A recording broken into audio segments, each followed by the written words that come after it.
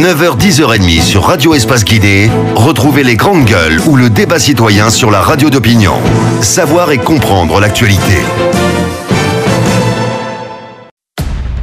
Politiciens véreux, fonctionnaires corrompus, promoteurs immobiliers voyous, justice passive. La Guinée devient-elle mafieuse ? Les grandes gueules d'Adafo Média ne lavent pas plus blanc, mais vous permettent de défendre votre pays en vous informant. Avec les grandes gueules d'Adafo Média, dénoncez les turpitudes, nous garantissons le secret des sources. Envoyez vos documents à espacefmguinée.info, rubrique Contact. Les grandes gueules d'Adafo Média ou le socle de la liberté d'expression en Guinée. Les grandes gueules. Tout sur les dessous de l'actu. Ici, l'actu rime avec liberté de ton sur Radio Espace. L'autre volet de cette émission, on va parler politique ce matin. Mohamed Tal nous attend à Idiba, on va essayer de l'appeler ce matin.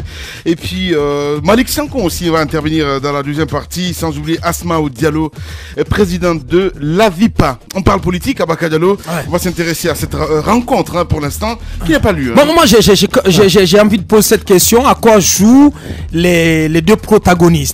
Parce que dans un premier temps, c'est le chef de file de l'opposition qui n'est pas allé à la rencontre qui était programmée vendredi, ouais, et suite aux violences et aux répressions qui ont eu lieu à l'occasion de la marche du jeudi dernier. Et maintenant, par la suite, là c'est le Dalan Diallo qui écrit au président Alpha Condé qu'il souhaitait le rencontrer ce mardi à 1h à sa convenance. C'est comme ça. Et le président Alpha Condé, c'est comme ça que ça fonctionne. Non, mais je ne commande pas cela. Mais le président Alpha Condé, qui entre-temps est allé à l'intérieur du pays en Haute-Guinée, il était à Kankan par la suite à Mandiana et à Sigri. Hier, il a été vu du côté de Doura, au pays des Condé. Et donc, il tarde à revenir à Conakry. On dit que c'est ce mardi finalement qu'il rentre à Conakry pour nous dire finalement qu'il ne pourra pas rencontrer la cellule d'Alain Diallo aujourd'hui. Alors finalement, tous sont calculateurs et à quoi ils jouent et sur quoi cette rencontre va finalement déboucher. Ce sont des questions qu'on se pose. Mohamed Tal, bonjour. Bonjour. Alors, qu'est-ce que vous espérez concrètement de cette rencontre prévue entre le président de la République et le chef de file de l'opposition ? Bon, nous, nos revendications ont toujours été claires. Nous voulons rétablir l'ordre des choses en ce qui concerne l'organisation des élections. Et surtout, nous voulons ouvrir un dialogue pour que des questions liées au processus électoral soient vraiment discutées afin de trouver des solutions consensuelles. Ouais. C'est le gage vraiment d'élections apaisées. Solution consensuelle, ça veut dire que bien évidemment, d'un camp ou l'autre, vous pouvez laisser vos préalables, si on peut le dire ainsi, parce que lors de la toute dernière sortie du président de la République, il est encore revenu là-dessus, il a dit clairement qu'il ne peut pas y avoir d'élection communale avant les présidentielles. Bon, sur ce point-là, permettez-moi d'apporter un certain nombre de précisions. Parce que lorsqu'on entend les commentaires qui se font dans les médias, on a l'impression que c'est l'opposition qui conteste le calendrier électoral. Mais en réalité, la problématique est tout autre. Ouais. Le calendrier électoral découle normalement des lois de la République. En ce qui concerne les élections communales, le calendrier, c'est-à-dire le cycle des élections, est fixé dans le code électoral en ses articles 113 et 114. Ouais. Je vous ferai remarquer que depuis 2005, il n'y a pas eu d'élection communale. Le mandat des élus locaux est arrivé à échéance avant la prestation de serment du président Alpha Condé. Alors, on ne comprend pas comment se fait-il que la CENI pris la décision d'inverser l'ordre des choses. Voilà le problème qui existe aujourd'hui. Oui, oui, monsieur Tal, la CENI est un organe technique qui n'a pas le pouvoir de changer les lois de la République. Voilà. Monsieur Tal, c'est vrai que on est revenu très longtemps sur cet aspect de la chose, mais ce que nous voulons, ce à quoi nous nous intéressons ce matin, c'est cette possibilité de discussion entre le président de la République et le chef de file de l'opposition. Est-ce que, selon vous, cela va déboucher à quelque chose quand on sait que les deux positions ne convergent pas? Le président de la République dit niet, pas de communal avant la présidentielle, et l'opposition dit qu'il faut forcément inverser ces élections-là. Finalement, de quoi vont-ils discuter? Qu'est-ce qui va être l'objet de ce dialogue-là, finalement? Non, l'opposition ne dit pas qu'il faut inverser. L'opposition dit, comme je l'ai rappelé tout à l'heure, il faut respecter les lois en la matière. Et les lois sont claires. Je vous ai cité 2 articles qui fixent le cycle électoral en ce qui concerne les élections communales. Toute dérogation aux lois en matière d'organisation des élections doit faire l'objet d'un consensus. Et que je sache, il n'y a jamais eu de discussion entre la mouvance et l'opposition pour savoir est-ce qu'il faut revoir l'ordre des choses. C'est-à-dire est-ce qu'il faut modifier la loi ou pas pour l'ordre des élections. Monsieur Tal, moi ce qui m'intrigue dans la démarche de l'opposition, c'est que les délégations spéciales que vous avez décidé de ne plus reconnaître, ce sont les mêmes délégations auxquelles vous adressiez quand même des courriers pour vos manifestations. L'affaire des délégations spéciales, c'est extrêmement grave. On ne peut pas s'accommoder en permanence des violations de loi dans notre pays. Il y a le principe de libre administration des collectivités qui est consacré dans la Constitution guinéenne. Référez-vous à l'article 136 de la Constitution. On ne peut pas piétiner cela. Les délégations spéciales sont totalement illégales. Alors, on est bien d'accord, Moussa, si tu le permets. Ce qui est d'actualité, j'aimerais qu'on s'étende sur cela. Et tout porte à croire que cette rencontre entre le chef de l'État et le chef de file de l'opposition n'aura pas lieu parce que le professeur Alpha Condé rentre à Conakry. N'aura pas lieu aujourd'hui, donc reporté encore pour la deuxième fois.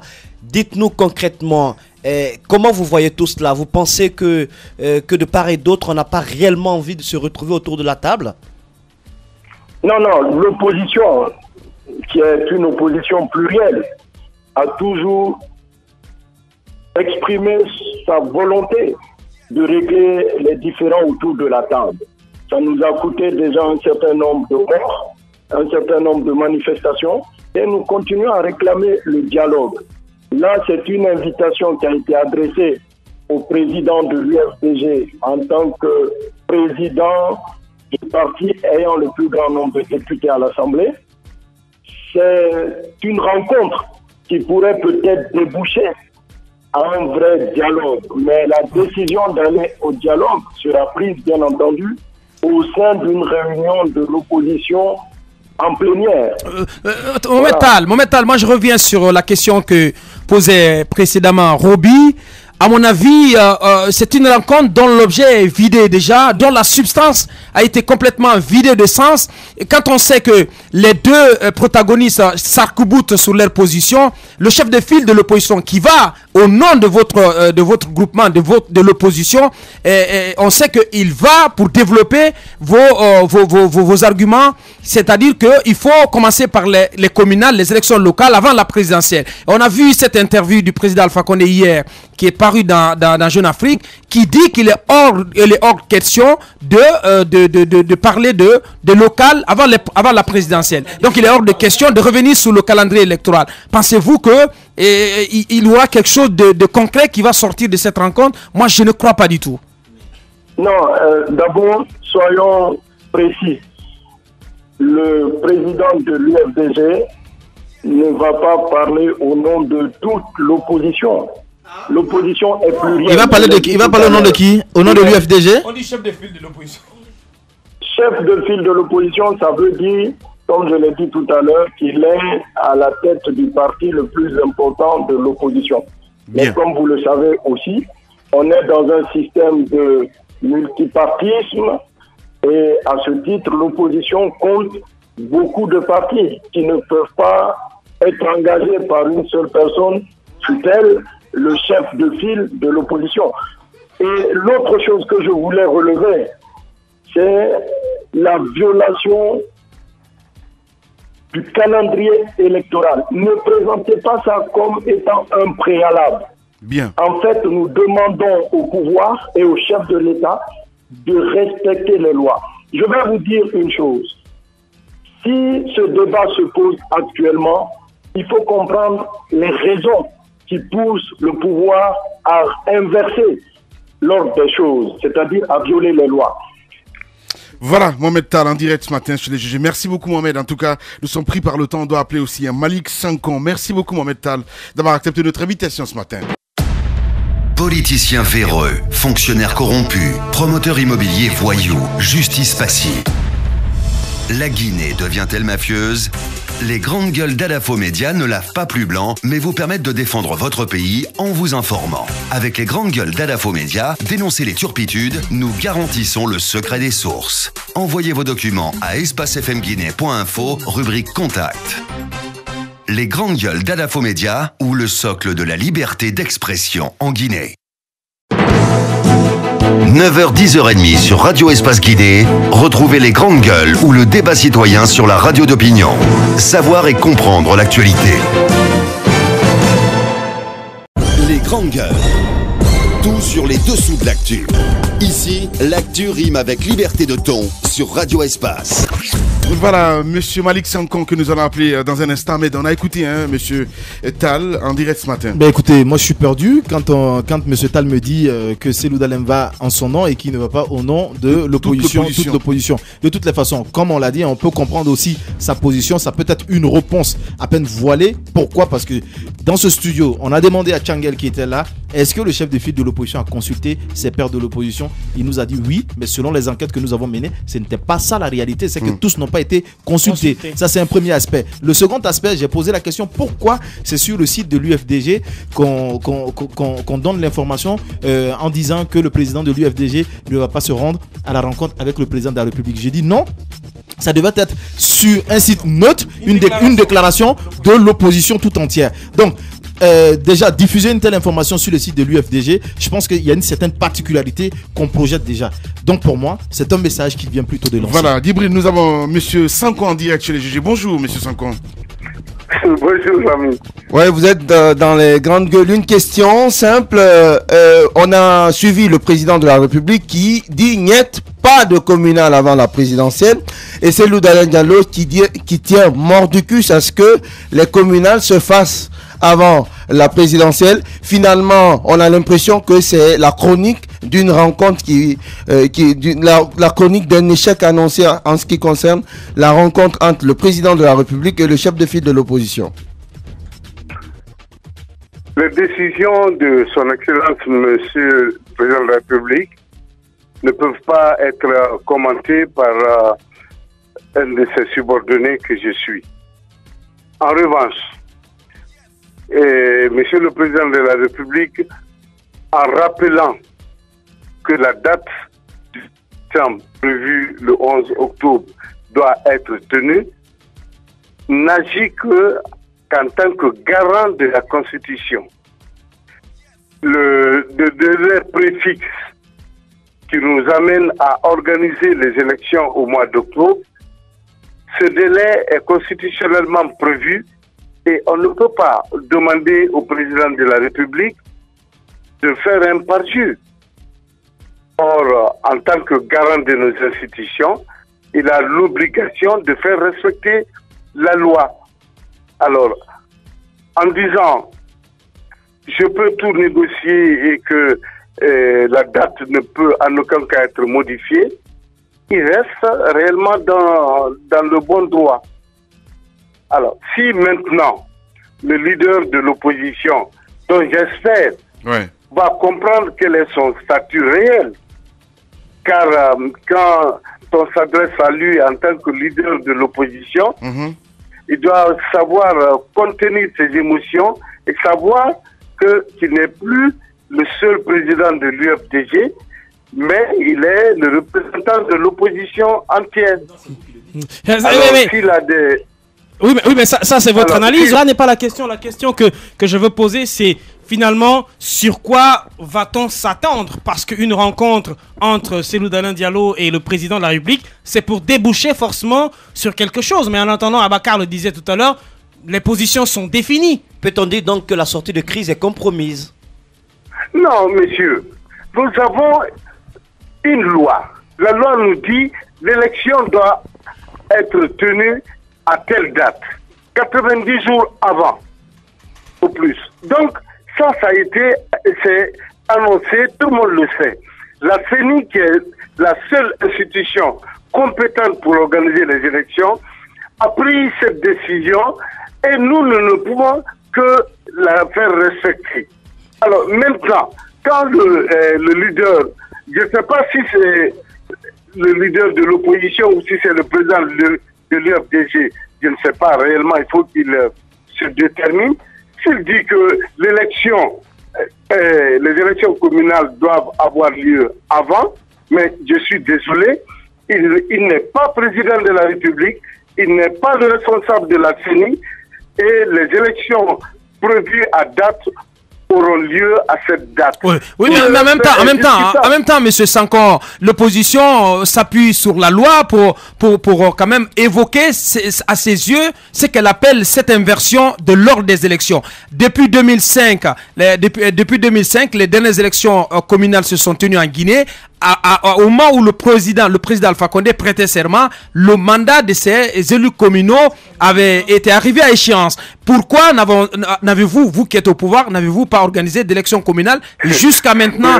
Pourquoi vous ne pensez pas que l'opposition est à beau jeu de parler d'inversion de l'ordre des élections? Parce que si on doit aller aux élections générales, il faut peut-être commencer par par ces élections communales, forcément. Non, on savait que les mandats de ces maires étaient expirés. Tout le monde était au courant. Cela n'a pas empêché que la majorité et l'opposition signent un accord pour organiser les élections législatives et présidentielles en 2013.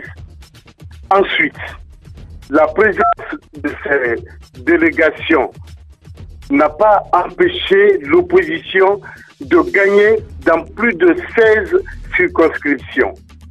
Alors, aujourd'hui, le scrutin qui doit être organisé, ceux-là qui sont aujourd'hui les maires ou les présidents de délégation sont quasiment exclus du processus.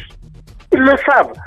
Puisque la CENI nous dit qu'elle n'est pas en mesure d'organiser les deux élections par les 5 mois-là, mais il faut quand même prendre le moindre mal, car si le président devient un président hors délai constitutionnel, cela est beaucoup plus grave que les mandats expirés des maires que nous avons connus depuis 5 ans. Le risque est donc là. Mais M. Sankon, puisque nous sommes pris par le temps, un mot sur la tournée du chef de l'État à l'intérieur du pays, tournée au cours de laquelle des discours ont été prononcés, des discours que certains trouvent assez virulents parce qu'il aurait parlé d'ethnie. Votre analyse là-dessus? Moi, je trouve que sa tournée, honnêtement, est fantastique. Monsieur le président de la République va rencontrer son peuple. Monsieur Sankon, quand même. Non, mais c'est vrai. Polémique que nous avons dénoncée hier, ici même à l'antenne. Il va à l'encontre de son peuple. Ouais. Il s'adresse à son peuple. Oui, mais Alors, monsieur si, Sankon, quand il dit qu'avant... Non, monsieur Sankon, quand il dit qu'avant son arrivée au pouvoir, les Maliens... Allez, Djibril, on va pas revenir sur ça, s'il te plaît, mon cher ami. Voilà, allez-y, monsieur Sankon. Oui. On ne peut pas jeter les ethnies à la mer. Elles font partie de notre fonds commun. Dieu nous a créés ainsi. Ce qui est important pour nous, c'est de faire prévaloir l'idée de la nation.